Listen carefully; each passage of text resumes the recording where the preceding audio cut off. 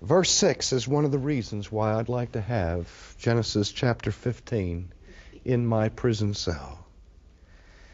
Because verse 6 makes this declaration. Then he believed in the Lord, and he, that is God, reckoned it to him as righteousness. Here is the gospel, ladies and gentlemen. Here in the 15th chapter of Genesis is the most succinct capsule summation of the doctrine of justification by faith alone. Abraham believed God, and there's no merit in that. Abraham should believe God because God is eminently believable. Abraham should trust God because God is altogether trustworthy. But Abraham believed God, and God counted him. He reckoned him as righteous. Not on the basis of any works that Abraham had performed, but on the basis of his faith and of his faith alone in the promise of God. Abraham believed God. And I think it's important that we understand that what it was that pleased God was not that Abraham believed in God. James tells us that, that the demons believe that there is a God. And they tremble. They at least have the sense to be afraid of God. But if you're sure that there's a God, and if you're scared of God, all that does is qualify you to be a demon. They don't trust God. They don't believe God. Abraham said, I will put my life on the line by trusting you. I believe you. Do you see why it is that the Scriptures go back to this account and tell us later on that Abraham is the father of the faithful?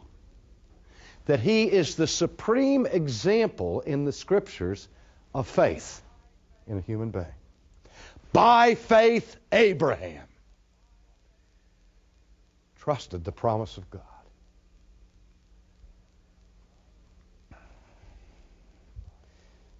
And then God said to him, I am the Lord who brought you out of Ur of the Chaldeans to give you this land to possess it. Now, if the story ended there, maybe we would have legends about the great faithfulness of Abraham, like the great truth-telling of George Washington. As if Abraham was such a man of faith that he never, ever, ever in his life thereafter had the slightest bit of doubt or struggle or lack of confidence. But that would be a myth, wouldn't it? That wouldn't be authentic faith. That would be the faith of legend. And verse 8 continues the narrative and disposes any idea of a mythical faith. And one of the things I love about the Old Testament is that when the Old Testament paints the portraits of biblical heroes, it does it with the warts and all. I don't think there's ever been a history of a nation where the heroes of that nation were shown as nakedly as the history of the Jewish heroes are portrayed. Their sins are as great as their most heroic exploits. And they are set in the Chronicles of Israel for anyone to read. Abraham says to God, "O Lord God, how may I know that I shall possess it?" Huh? He just got done saying, I believe. And it's like in the New Testament, I believe, Lord, help thou my unbelief. Now it seems that Abraham's belief is more hope. It's more wishful thinking than it is confidence to live by. Doesn't it? He said, Lord, it's like, I believe you, I think. But it's awfully hard for me to believe that I'm going to be the father of a great nation, and it's a little tough for me to believe that my descendants are going to be more numerous than the stars in the sky and the granules of sand along the sea, because I'm an old man, and have you seen my wife? My wife has no hope of conceiving a baby. So, Lord, how can I know it? Not just hope it. Not just pray for it and hang on by my fingernails. How can I know for sure? Do you ever feel like that? Your Christian life is only as strong as your faith. And the profession of faith is not the same thing as actual faith. Faith means you live by trusting what God says. And that's not always easy. Particularly when nobody else around you believes it. And we tend to have the intensity and the power and the strength of our faith either made more secure or less secure by the confidence or skepticism of those around us. Fear is contagious. Doubt is contagious. And faith is contagious. And Abraham says, God, I want to believe this. How can I know for sure? Now, as I said, this is one of the warts of Abraham, because if the God Almighty came to you and said, look, this is what's going to happen, you have to be stupid to say, prove it. If you know that that's God, and God says this is going to take place, who's going to doubt it? Abraham struggled, He said, I need a little more. How can I know for sure? I'll tell you, if you knew for sure that every promise that you have read or heard that comes from the mouth of God is absolutely true, your life would change so recklessly and so dramatically, nobody would recognize you starting tomorrow.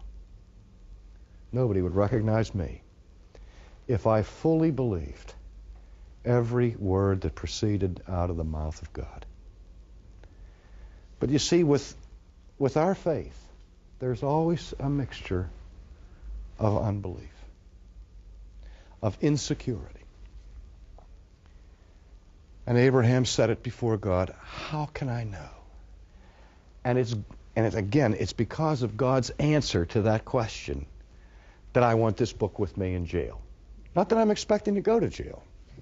I keep talking like this, I may end up in this, okay, let's see how you do in solitary confinement in prison.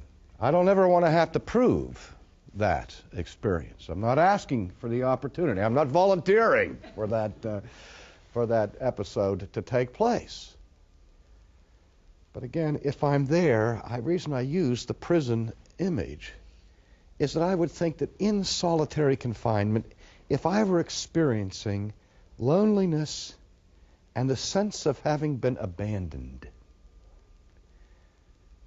that I would feel a sense of not only helplessness, but as every prisoner has to fight, a sense of hopelessness. Solzhenitsyn made the comment that he wasn't able really to resist the torment of the gulag until he abandoned all hope of surviving. As long as he had hope of surviving, he was at the mercy of his captives. But when he abandoned hope of surviving and said, the one thing they can't take from me is my soul, and he was able to say, whether I live or whether I die, if I never walk out of here, if I never taste freedom again, I have a relationship with God that no mortal can steal from me. Then he was able to stand.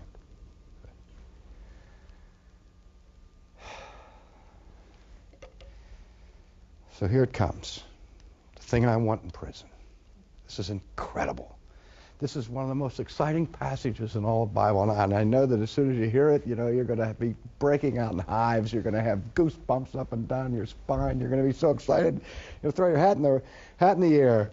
Listen to what he says. God said to him, "Bring me a 3-year-old heifer, and a 3-year-old female goat, and a 3-year-old ram, and a turtle dove, and a young pigeon."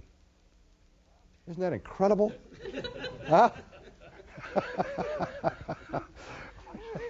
What is this? The farmer in the dell? Hi-oh, the dairy-o. They give me the heifers and the turtle doves and all of this stuff. He said, I want a heifer. Not only does it have to be a heifer, but it has to be 3 years old. I want a 3-year-old heifer, 3-year-old female goat, not a male goat, female goat, and a 3-year-old ram, a turtle dove, a young pigeon. God, I didn't want to start a farm or a menagerie. I just want to know, how can I know for sure that I'm going to have a son? But if that's what you want me to do, I'll go collect these animals. So we read that Abraham brought all of these animals to God, and he cut them in two. And he laid each half opposite the other, but he didn't cut the birds. And then the birds of prey came down upon the carcasses, and Abram drove them away.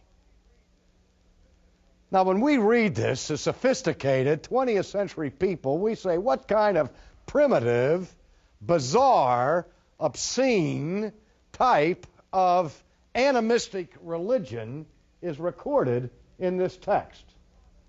It sounds like savagery, where these animals are brought forth, and then Abraham hacks them to pieces, cutting them asunder, tearing them in half, and then this macabre scene of setting the pieces opposite each other, with sort of a pathway in between, one half of the he-goat and the other half of the he-goat, one half of the 3-year-old heifer and the other half of the 3-year-old heifer. Doesn't that sound almost like witches and goblins mixing up bat's brains and lizard guts and so on to cast some kind of magical potion? Well, that's not what's going on. Something far more significant than that. The birds of prey were attracted to this holy liturgy, to disturb it, to defile it, to destroy it. And Abraham, all he was able to do was to shoo away the vultures and the buzzards that were coming. Then verse 12 said, when the sun was going down, a deep sleep fell upon Abram.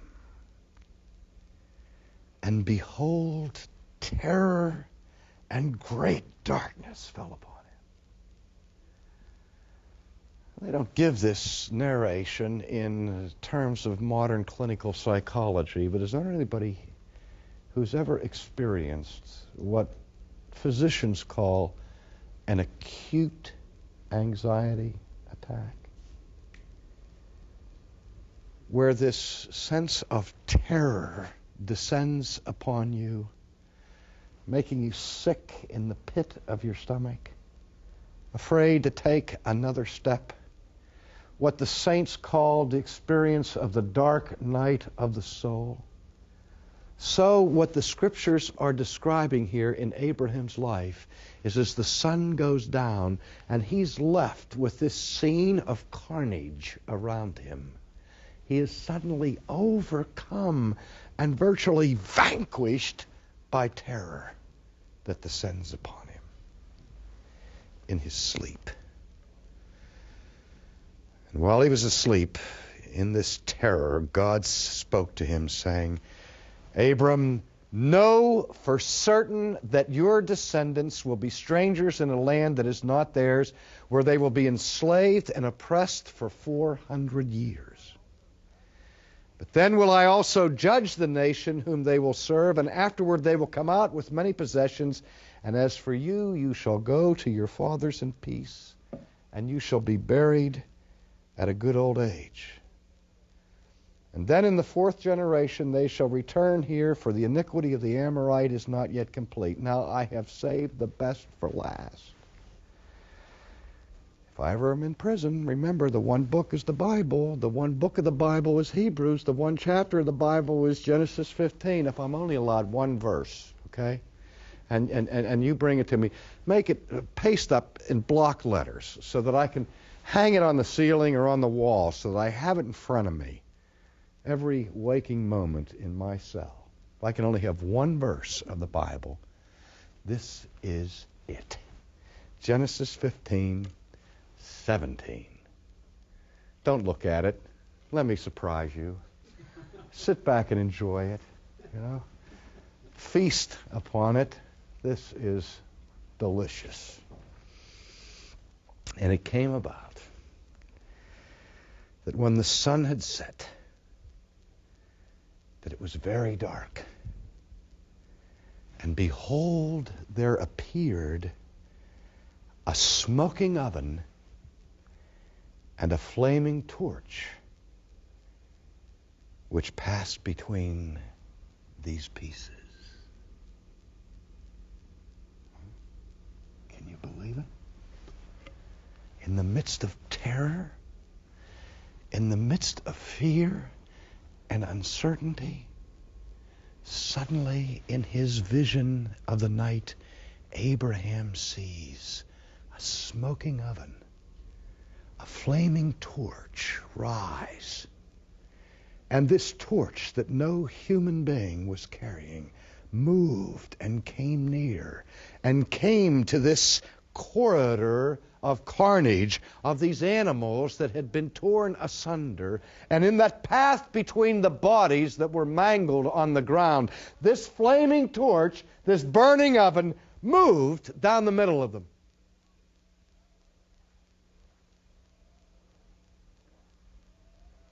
So what? Right? Sproul, have you lost your mind? You know, what's the big deal? Here's the big deal. In the ancient world, when truth was at stake, and when a promise was to be made that was to be absolutely binding, sacrosanct, that promise was made and sealed in the form of a covenant. And in those days, you didn't write a covenant so much as you cut a covenant. Because when the terms of the covenant were made, beloved, and promises were uttered and declared, those promises were not absolutely binding on the persons involved in this agreement until those promises were ratified by a cutting rite.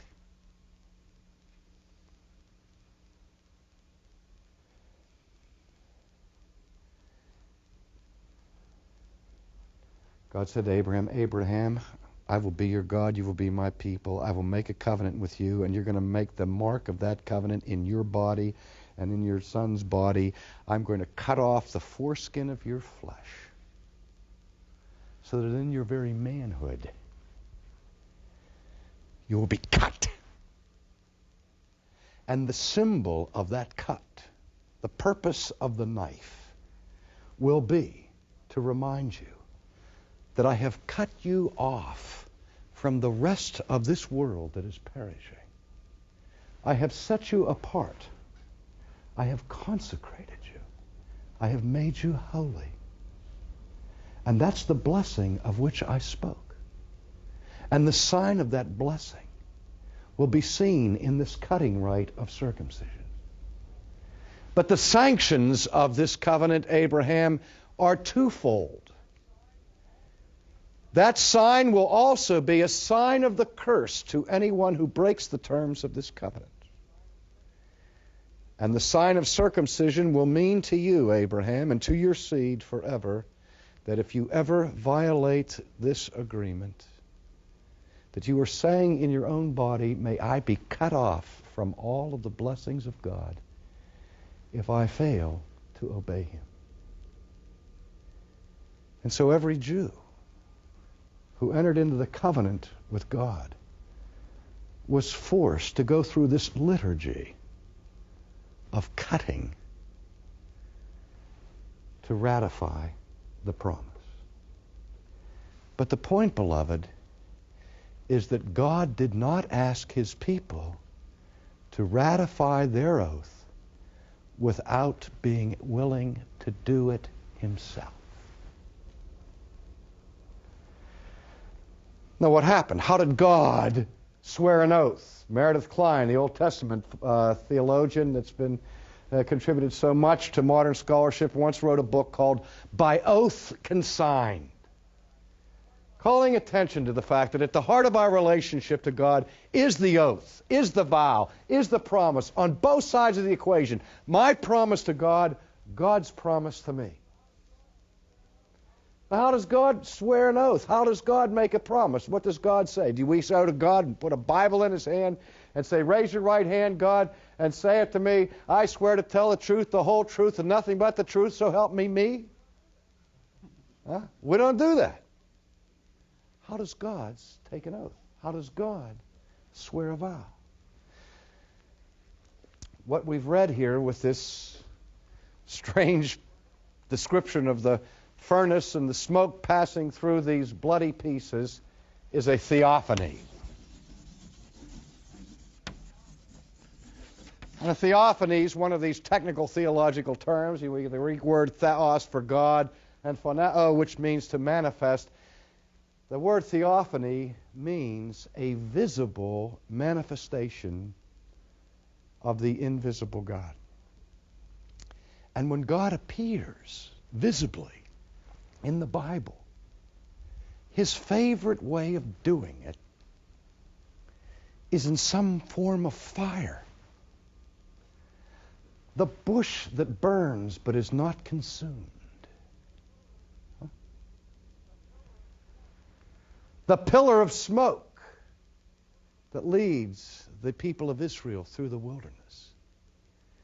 Do you see, in Hebrew terms, what is happening in this night vision is that Abraham sees that flaming torch moving through those pieces. That flaming torch represents the very presence of God. And here God is stooping to human level. God is condescending to swear a sacred, eternal vow to his people. And the meaning of that vow, when God passes between those pieces of the animal, what God is saying to Abraham is, Abraham, do you want to know if I'm going to keep my word? Do you want to know if I'm going to keep my promise to you? Well, let me tell you what I'm going to put on the line. I am swearing by myself. There's nothing higher than myself. I can't swear by the heavens. I made the heavens. I can't swear by the earth. I made the earth. The only thing I can swear by, not the hair of my chinny chin chin, the only thing I can swear by, Abraham, is my eternal character, my immutable being. And what I am dramatizing to you in this action, Abraham, is this. If I ever fail to keep a promise to you, I am saying, may I, the immutable, eternal, self-existent being, suffer a mutation. May I, who am immortal, become mortal. May I, who cannot die, perish. I'm swearing by my deity. And I'm saying that just as you have cut these animals in half, if I ever lie to you, if I ever break a promise to you, may I be cut in half and destroyed. One of the most poignant moments of my ministry was when I was a young teacher at a seminary in Boston and got to know a man in the administration as a dear friend whose name was Deke Ketchum. And Deke got cancer that was terminal, died an inch at a time. And in the last weeks of his life, he was alone in the hospital room in Mass General there in Boston. And I used to go down and visit him at the hospital. I remember I was with him the day he died. And one of the things that bothered me was that there was so little I could do for this man. He was emaciated. He was weak. He could hardly speak. It was a tender thing. I could take the ice from the jar next to his bedside and take little pieces and fragments of ice and put them on his parched lips, and his eyes would speak to me of appreciation. But what Deke wanted more than anything else was for me to read to him from the Scriptures. And on the day he died, here's what I read to him. Turn to the book of Hebrews.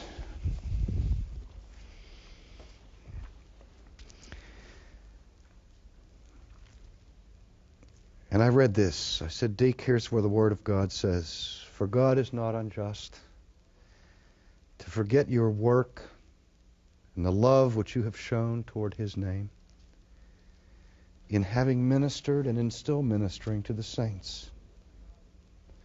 And we desire that each one of you show the same diligence so as to realize the full assurance of hope until the end, that you may not be sluggish, but imitators of those who through faith and patience inherit the promise. For when God made the promise to Abraham, since he could swear by none greater, he swore by himself." And then verse 16, "For men swear by one greater than themselves, and with them an oath given as confirmation is an end of every dispute.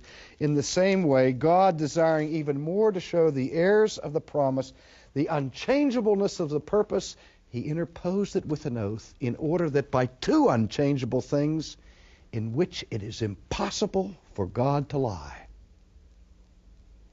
we may have strong encouragement, we who have fled for refuge in laying hold of the hope that is set before us."